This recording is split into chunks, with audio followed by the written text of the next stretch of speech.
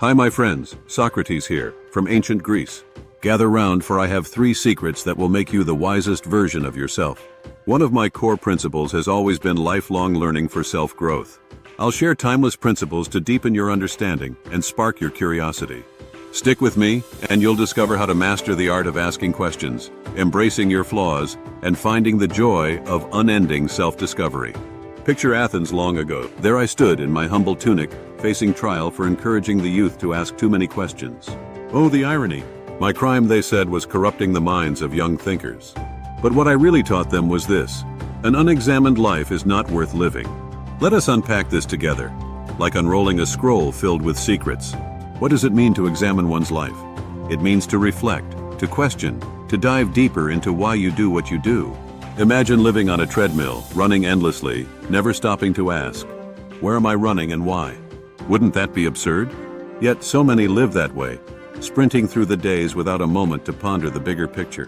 When I spoke these words, I wasn't suggesting that you must always sit cross-legged and meditate on the meaning of the cosmos. No, my friends, I was urging you to take stock of your decisions, your beliefs, and even your mistakes. Here's a story. Once I met a young man who sought riches above all else. I asked him, "What will you do with your fortune?" He blinked, as though the question itself was an interruption. "I want to buy lots of things," he replied. I pressed further. "What things?" He shrugged, clearly annoyed. This, my friends, is the unexamined life, a path walked without ever knowing why you are on it. Now, do not think me a dreary philosopher, always brooding on the clouds. Self-examination is not about making life more difficult. It is about making life meaningful. When you reflect, you discover patterns. Perhaps you see that every time you argue with a friend, it is not because they are wrong, but because you fear rejection. Or maybe you realize that your dream of becoming an artist isn't impractical at all. It's been your soul whispering to you all along. The power of self-examination is that it creates awareness. And awareness, dear friends, is the spark of all growth. When you see your life clearly, you begin to navigate it with purpose. You become not just a wanderer, but a sculptor, shaping your days into something extraordinary. Now, before we move to our next secret, let this linger in your mind. How can you examine your own life? But do not fret, this is just the beginning. True wisdom, I told the people of Athens, is not about knowing everything. It is about recognizing how much we do not know. This quote has always been a favorite of mine, for it is as humbling as it is liberating. Let me tell you a little story to make this clearer, and perhaps to amuse you as well. One day, a friend of mine went to the Oracle of Delphi and asked a bold question: who is the wisest person in all of Athens? To my great embarrassment, the oracle replied, "Socrates is the wisest person." When my friend relayed this to me, I laughed. Me? The wisest?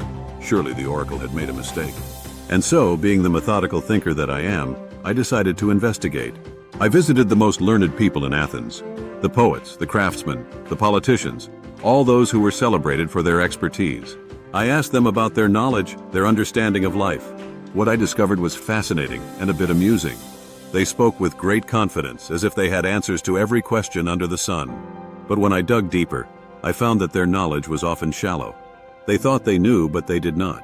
It was then that I understood what the oracle meant. I was not wise because I knew more than others. I was wise because I knew how little I knew. And let me tell you, this realization was both humbling and empowering. You see, when you accept that your understanding is limited, you open yourself to learning. You become curious. You start asking better questions. Let me give you an example from everyday life. Have you ever met someone who insists they know everything? They have an opinion on every subject, from the best way to bake bread to the mysteries of the cosmos. Such people are not truly wise. They are trapped in the illusion of knowledge.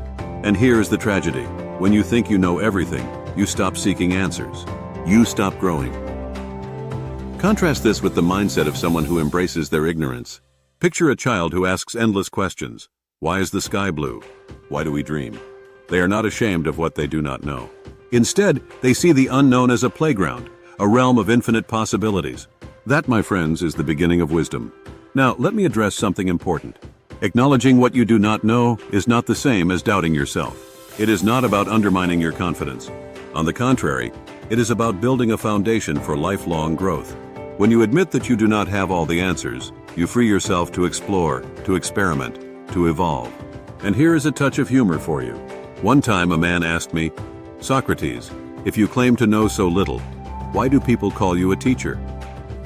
I chuckled and replied, because I teach them how to ask questions, not how to give answers. You see, wisdom is not about collecting facts like trinkets. It is about learning to think critically, to challenge assumptions, and to remain curious. So as you reflect on this, I urge you to adopt what I like to call the beginner's mindset. Approach each day as if it were your first. Question what you think you know. Dive into the mystery of life with open eyes and an eager heart. This is where true growth begins. Remember this: the world is vast, your mind is limitless, and wisdom is always waiting to be discovered. Let's continue our journey of self-discovery. If wisdom begins with acknowledging how little we know, then surely the path to growth lies not in being told what to think, but in learning how to think. This brings us to one of my most treasured ideas. I cannot teach anybody anything. I can only make them think. Let me share with you a memory that captures this philosophy. One afternoon in the lively marketplace of Athens, a young man approached me, his eyes alight with ambition. "Socrates," he said with great enthusiasm, "teach me about justice. I want to know everything there is to know." I welcomed his curiosity with a warm smile and said, "Let us discuss justice then. But I must warn you, my lessons will not be what you expect." Instead of providing him with ready-made answers, I began asking questions. What is justice? Is it simply following the laws? Can a just act ever cause harm? At first, the man's enthusiasm turned to frustration. "Why won't you just give me the answer?" he asked. I chuckled and replied, "Because truth is not something I can hand to you like a coin. It must be forged in the fire of your own understanding." You see, my friends, knowledge gained passively is fleeting. It's like catching a fleeting shadow. It may seem solid in the moment but slips away when the light changes. On the other hand, knowledge born from thought and effort becomes a part of you. It shapes your actions, your beliefs, and even your identity. Why, you might wonder, didn't I simply offer him the answers? The reason is simple. Answers given outright can become fixed and unyielding. They may lead to certainty, but certainty is not always the same as wisdom. Questions, however, keep the mind alive. They inspire curiosity and foster deeper understanding. One day, a rather pompous scholar accused me of being a thorn, constantly pricking the comfortable minds of Athenians with my endless questions. I smiled and said, "Perhaps, but a thorn has its purpose. It keeps one from becoming too complacent." A thorn may not be pleasant, but it is necessary to spur movement and growth. This approach, what you might now call the Socratic method, is not just for philosophers. It's a tool anyone can use. The next time someone presents you with an idea, pause and ask, what assumptions are behind this? Is there another way to see it? In doing so, you'll not only sharpen your thinking but also cultivate an independent mind, one capable of uncovering deeper truths. Even in life's challenges, this principle holds value. When you face hardship, instead of merely enduring, ask, what can I learn from this? How can I grow? By doing so, you transform struggles into stepping stones and setbacks into opportunities for self-discovery.